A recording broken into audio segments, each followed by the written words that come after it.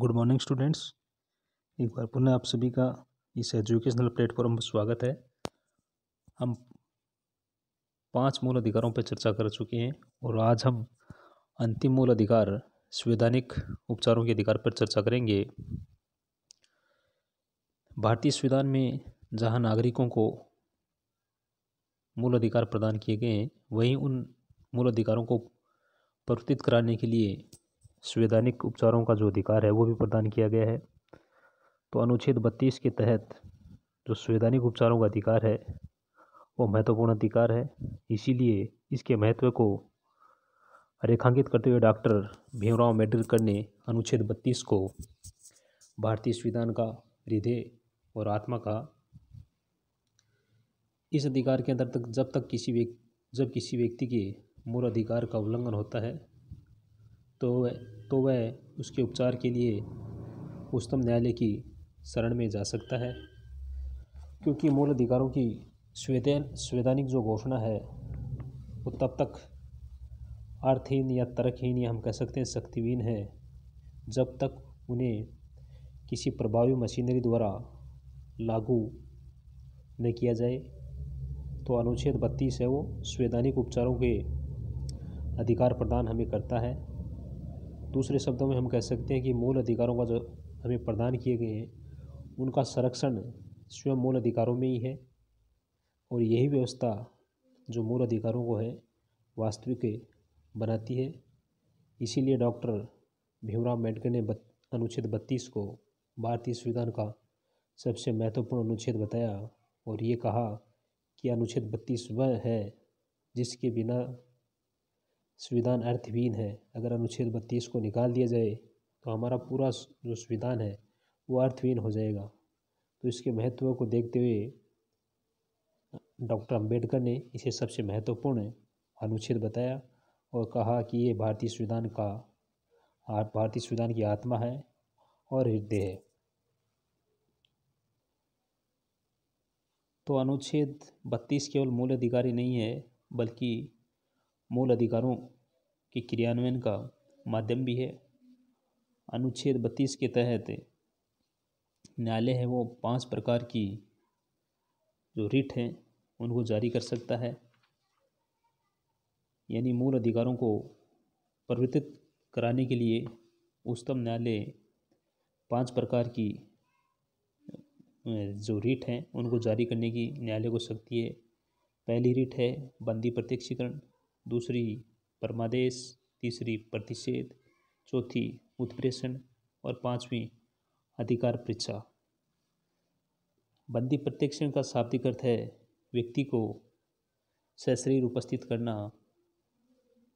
ये रिट किसी ऐसे व्यक्ति या प्राधिकारी के विरुद्ध जारी की जा सकती है जिसने किसी व्यक्ति को अवैध रूप से निरुद्ध कर लिया हो या बंदी बना लिया हो।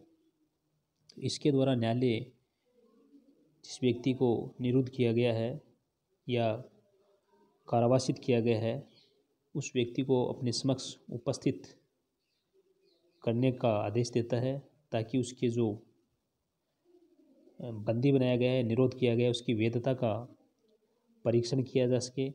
अगर न्यायालय को ये लगता है कि जिस व्यक्ति को बंदी बनाया गया है या गिरफ्तार किया गया है वो विधि के विरुद्ध है, तो उस व्यक्ति को छोड़ने का आदेश भी दिया न्यायालय उस व्यक्ति को छोड़ने का आदेश दे सकता है। तो बंदी प्रत्यक्षीकरण रिट का मुख्य उद्देश्य है कि जिस व्यक्ति को निरुद्ध किया गया है उसकी वैधता अथवा अवैधता की जांच करना है। ये रिट है वो सरकार और व्यक्ति दोनों के विरुद्ध जारी की जा सकती है, लेकिन उनके विरुद्ध जारी नहीं की जा सकती जिन्हें न्यायालय द्वारा दंडित किया जा चुका है या जो निवारक नज़रबंदी में बंद है। उन व्यक्तियों को लिए ये रिट जारी नहीं की जा सकती।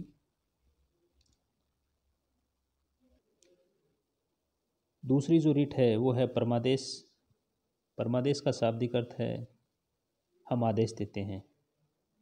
इसके तहत न्यायालय द्वारा किसी व्यक्ति, लोक प्राधिकारी, अधीनस्थ न्यायालय, सरकार या निगम को उनके विधिक या साविधिक या हम ये कह सकते हैं कि लोक कर्तव्यों को करने या अवैध रूप से न करने का आदेश दिया जाता है। इसलिए इस रिट का प्रयोग ऐसे अधिकारी को आदेश देने के लिए किया जाता है जिसने अपने सार्वजनिक जो कार्य हैं या जो कर्तव्य हैं उनको करने से इनकार किया हो या उनकी उपेक्षा की हो।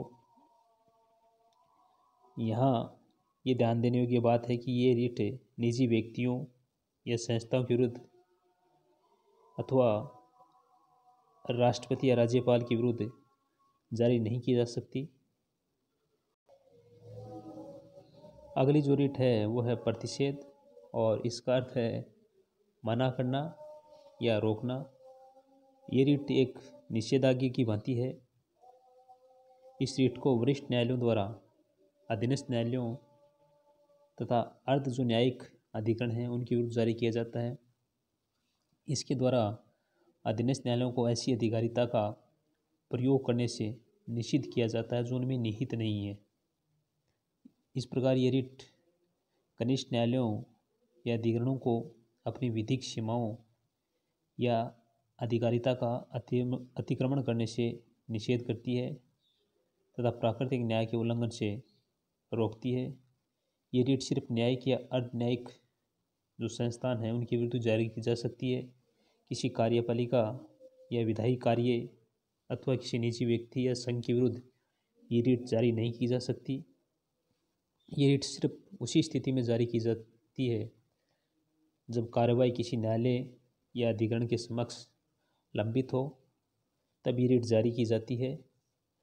तो ये रिट सिर्फ न्यायिक और अर्धन्यायिक प्राधिकरणों के विरुद्ध ही जारी की जाती है, और इसके माध्यम से जो उस न्यायालय है उसके द्वारा जो उसके अधीनस्थ न्यायालय हैं उनको अपने न्याय क्षेत्र के बाहर जाकर कार्य करने से रोकने के लिए ये रिट जारी की जाती है।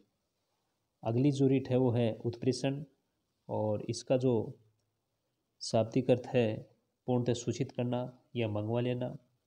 ये रिट भी अधीनस्थ न्यायालयों या न्यायिक या अर्ध न्यायिक कार्य करने वाले निकायों के विरुद्ध जारी की जाती है। इसके द्वारा अधीनस्थ न्यायालयों को अपने समक्ष प्रस्तुत मामलों को वरिष्ठ न्यायालयों को भेजने का निर्देश जारी किया जाता है। यानी जो मामला किसी अधीनस्थ न्यायालय में चल रहा हो उस न्यायालय को उस मामले को अपने वरिष्ठ जो उससे ऊपर के जो न्यायालय हैं उसमें भेजने का निर्देश दिया जाता है। ये रिट इस आधार पर जारी की जाती है कि अधीनस्थ न्यायालय में जो आधिकारिता का अभाव या न्यायसंगत न्याय का उल्लंघन किया हो या निर्णय में वैधानिक गलती हो, इस प्रकार के जो अभिलेख दर्शाती हैं उनमें ये उत्प्रेषण रिट जारी की जाती है। यहाँ ध्यान देने की बात यह है कि प्रतिषेध एवं उत्प्रेषण जो दोनों रिटें हैं वो अधीनस्थ न्यायालयों के विरुद्ध ही जारी की जाती है, लेकिन दोनों रिटों का उद्देश्य अलग अलग है। जो प्रतिषेध जो रिट है वो कार्रवाई के दौरान या कार्रवाई को रोकने हेतु जारी की जाती है, जबकि उत्प्रेषण रिट है वो कार्रवाई की समाप्ति पर निर्णय को रद्द करने हेतु जारी की जाती है। तो प्रतिषेध की भांति उत्प्रेषण रिट भी कार्यपालिका, विधायिका या प्रशासनिक जो प्राधिकारी हैं उनके विरुद्ध जारी नहीं की जाती है। और जो पांचवी रिट है वो है अधिकार परीक्षा। इसका शाब्दिक अर्थ है कि आपका क्या प्राधिकार है, किस अधिकार से। ये रिट ऐसे किसी व्यक्ति के विरुद्ध जारी की जाती है जो किसी सार्वजनिक पद को अवैध रूप से धारण किए हुए है।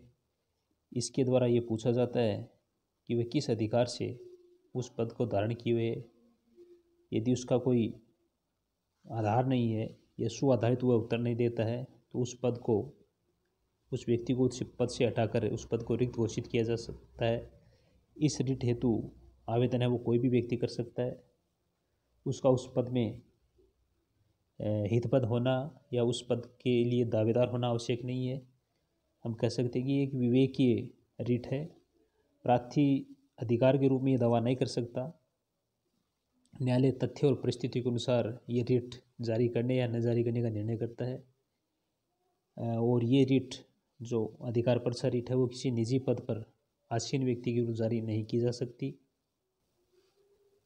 तो इस प्रकार अनुच्छेद 32 के तहत सर्वोच्च न्यायालय द्वारा व्यक्ति के मूल अधिकारों की रक्षा हेतु 5 प्रकार की रिट है वो जारी की जा सकती है ताकि व्यक्ति के मूल अधिकारों का हनन नहीं हो। तो आज के लिए इतना ही। धन्यवाद।